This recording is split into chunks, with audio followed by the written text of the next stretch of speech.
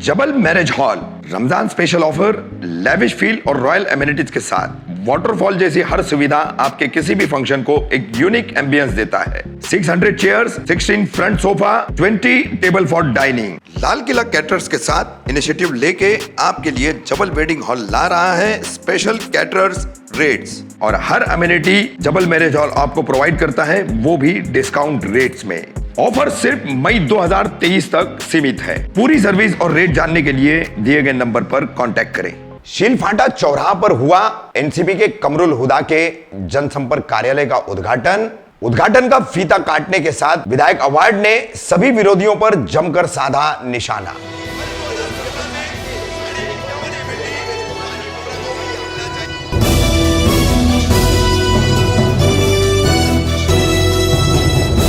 रफीक कामदार हिंदुस्तानी reporter में आपका स्वागत है। 19 मार्च रविवार को प्रभाग 33 की पूर्व नगर सेविका, जो पहले एमआईएम में थी और बाद में राष्ट्रवादी कांग्रेस पार्टी में चली गई, हाजरा कमरुल हुदा शेख, इनके पति कमरुल हुदा शेख, इनके पिता बरकत उर्फ गुंजन शेख, जिन्हें 2019 में विधायक चुनाव में एमआईएम की उम्मीदवारी मिली थी और वो विवादों में आ गए थे।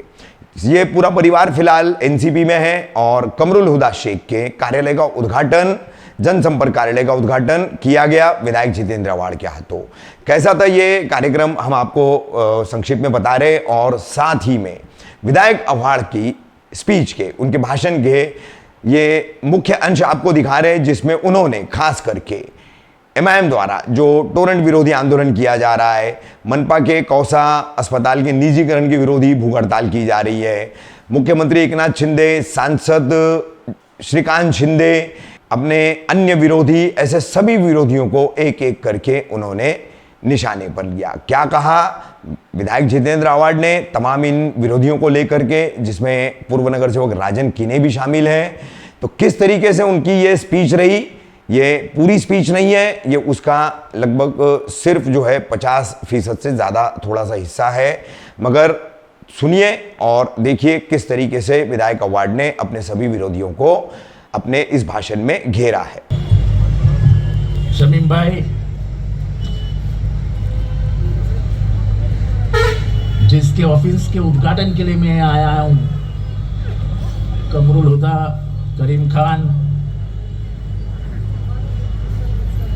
जाफर भाई, हमारे सेठ, सभी मौजूद नगर सेवक और बड़ी संख्या में आए हुए शीलफाटा के मेरे भाइयों और बहनों, बहुत दिनों के बाद मैं किसी मजमे में बोल रहा हूं। पिछले 8 महीने में बहुत कुछ हुआ महाराष्ट्र के राजनीति में, जो महाराष्ट्र ने कभी देखा नहीं था, सुना नहीं था।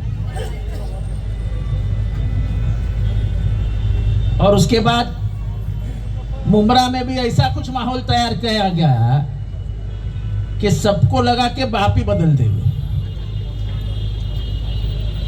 बात बदलने से कुछ नहीं होता,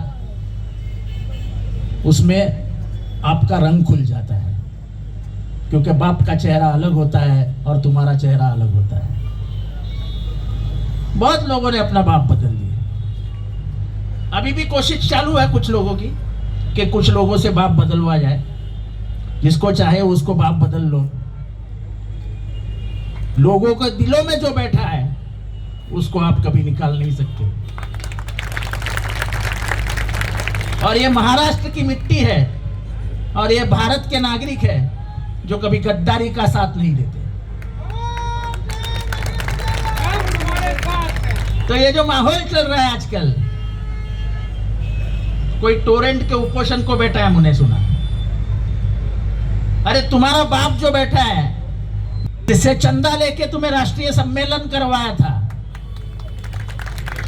उस बाप को जाके बोला ना टोरेंट कैंसिल कर दो। 2 मिनट क्या काम है उसका? काय को इधर मच्छर में बैठे हो, रात को जाके सोते हो, दिन को सुबह उठ के आते हो।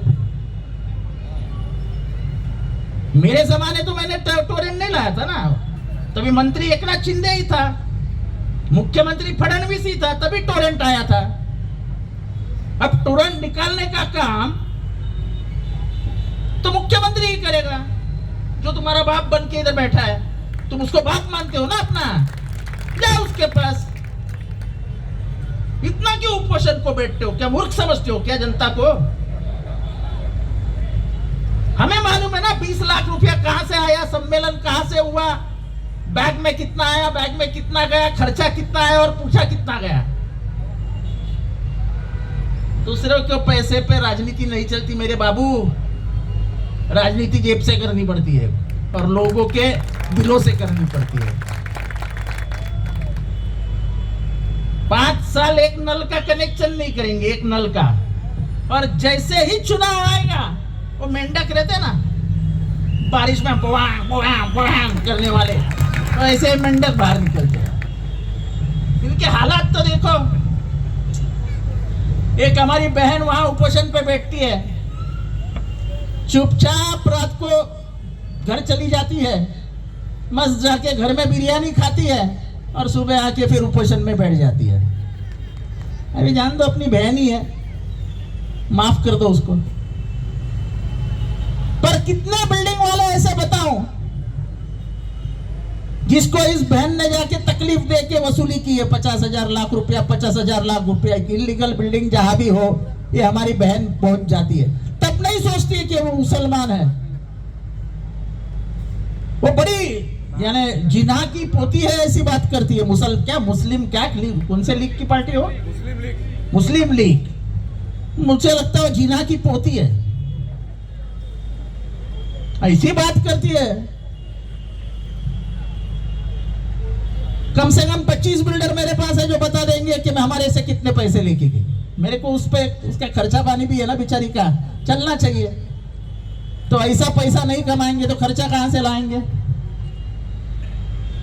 तो ठीक है, चलता है अपना। टोरेंट की बिल सेटल करो, इलीगल बिल्डिंग से पैसे कमाओ, इलीगल कनेक्शन करो, पैसे कमाओ, और बाकी जो वक्त है वो जितेंद्र आव्हाड को गालियां देते हो बिताओ। मुझे क्या फर्क पड़ता है? समंदर में से इतना पानी बाहर गया, क्या फर्क पड़ता है? वैसा है मेरा। ये इन लोगों के बातों से, इन लोगों की जो कुछ व्हाट्सएप पे चालू रहती है बकबक, उससे कुछ फर्क गिरता है? नहीं गिरता। फर्क कहां गिरता है? कैसा था ये शील फाटा? मुझे याद है कालसेकर में विलासराव देशमुख आए थे, तब विलासराव देशमुख के सामने पहले 2 ब्रिजेस की मांग हमने रखी थी। एक ये शील फाटा का ब्रिज और एक वो वाई जंक्शन का ब्रिज जो अभी पूरे होने को आए हैं। और उसके वजह से ये पूरा रास्ता इतना बड़ा हो गया कि अब ट्रैफिक की दिन बर दिन समस्या कम होती जाएगी। आज मुझे मालूम है जफर भाई के सिबली नगर, भोलेनाथ नगर, जहां से हमारे गणेश मुंडे साहब आते हैं, स्थानिक है, पानी की समस्या जरूर है।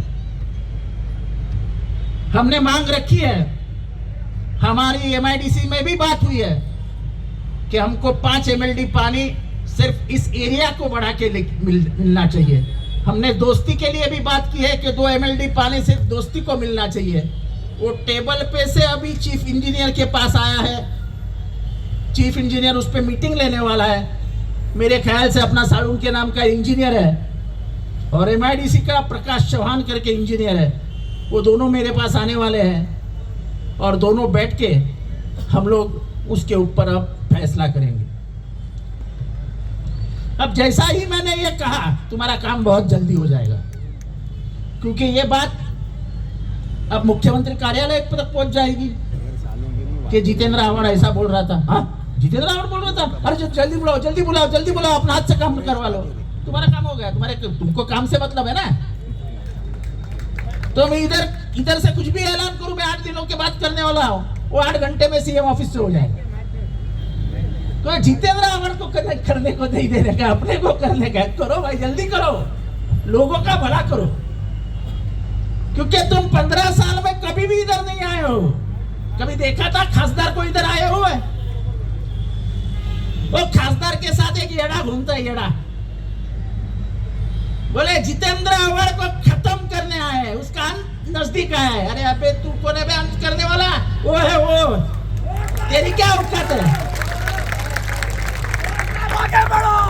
और गद्दारी की जान ज्यादा तक जिंदा नहीं रहती है, ऊपर वाला जल्दी फैसला कर देगा। 2 दिन की चांदनी रात है, फिर अंधेरा ही अंधेरा है। मौज कर लो बेटे, मौज कर लो। महाराष्ट्र ये ज्यादा दिन सहन नहीं कर सकती। ये अन्याय और अत्याचार जो उत्तर प्रदेश में हो रहा है, वो तुम्हें क्या लगता है लोगों को पता नहीं है क्या? किसके घर पे बुलडोजर घुमाया जाता है, किसको चुन चुन कर मारा जाता है, कहां पे दंगे फसाद किए जाते हैं, ये सब पता है। लोग सहन कर रहे हैं, इसका मतलब ये नहीं कि लोग शांत बैठे हैं।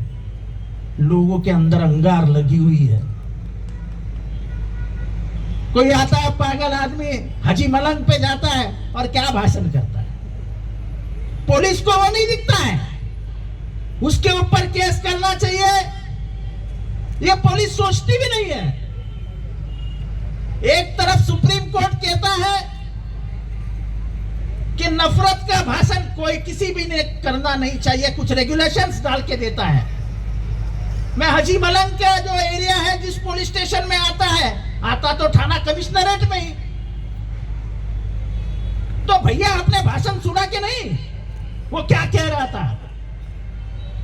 मैं मुख्यमंत्री महोदय से भी पूछना चाहता हूं कि आप इस प्रदेश के मुख्यमंत्री हो। 70 साल के इतिहास में किसी मुख्यमंत्री ने जाके रिवाज नहीं तोड़ा था। साल में एक बार हिंदुओं का एक त्योहार वहां पे मनाया जाता है, अब तो शांति से मनाया जाता है। पर तुमको क्या जरूरत थी कि बीच में ही जाके मजार पे आरती करने की? क्यों? क्या क्या क्या क्या दिशा दे रहे हो? कोई उंगली दिखा रहे हो? उसके तुरंत बाद वो आता है, सल्लम सम्मेलन में अनाप शनाप कहता है, और बेटा कहता है कि जल्दी हम हाजी मलंग का नाम बदल देंगे और उसको मलंगगढ़ करवाएंगे। कौन कहता है? खासदार बेटा, जो यहाँ पे मुसलमानों का मसीहा बनने के लिए घूम रहा है। उसको बोलना ऐसा मसीहा नहीं बनता है, इधर चाहिए प्यार, इधर। और 2 दिखाने की हिम्मत भी चाहिए। प्यार इधर नहीं रखना चाहिए, चुप चुप के प्यार नहीं होता है, प्यार बता के होता है। अगर बाहों में हिम्मत है लेने की तो बाहों में ले लो, चुप के इशारे मत करो।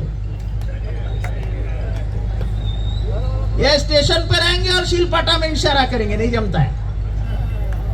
आना है तो शीलफाटे में आओ। ये मुसलमानों को येड़े मत समझो, ये बड़े समझदार है।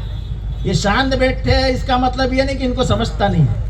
तुम्हारे मुंह में क्या और पेट में क्या है बराबर मालूम है उनको। तुम्हारे मुंह में राम है लेकिन पेट में नथुराम है, और ये नथुराम को देश कभी भी नहीं भूलेगा। जिसने हमारे बूढ़े बाप पे गोलियां चलाई थी, निहत्ते बूढ़े बाप के गोलियां चलाई थी, वो नथुराम की औलादों को ये देश कभी भी माफ नहीं करेगा। और उन लाइनों में से तुम आए हो।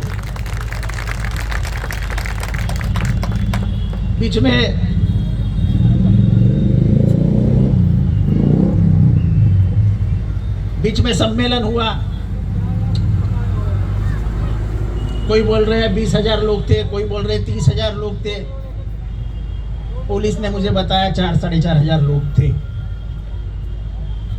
तो मैंने फिर उनको पूछा कि भाई मुमरा से कितने लोग थे?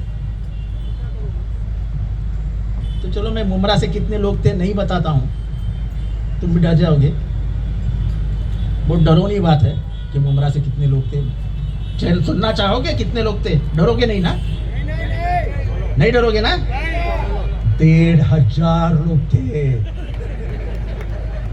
1,500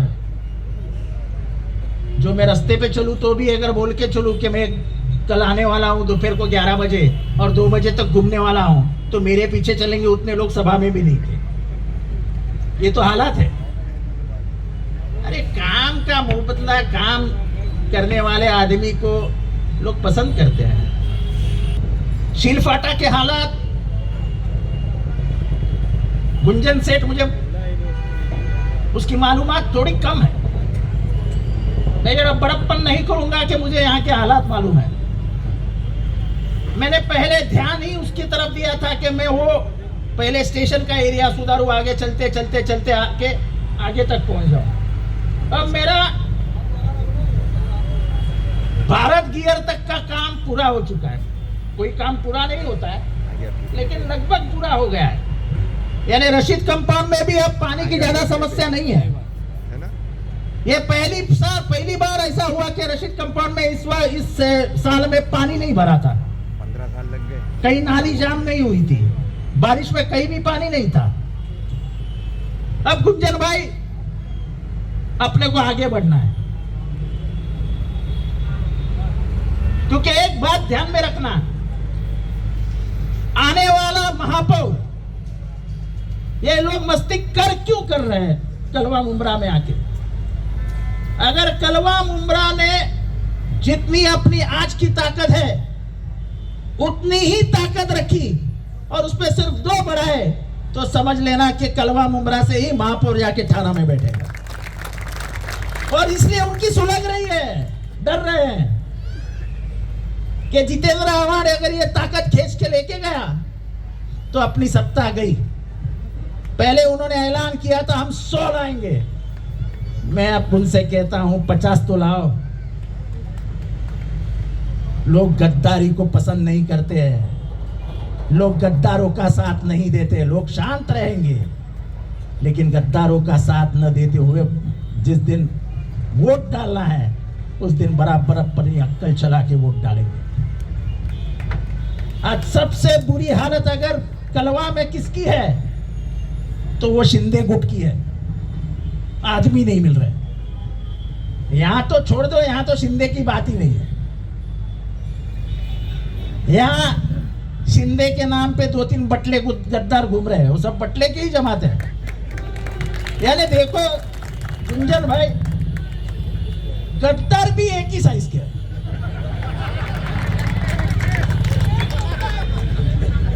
देखो ना क्या कुदरत का करिश्मा यार, गद्दार की उंड।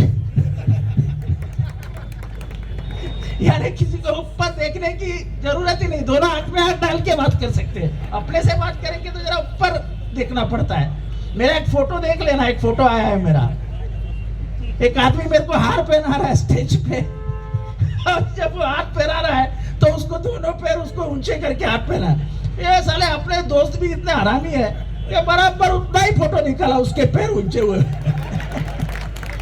देखा कि नहीं शमीम भाई फोटो? और उसको भी क्या शौक, अरे काय को मेरे गाने में हार डालता है भाई?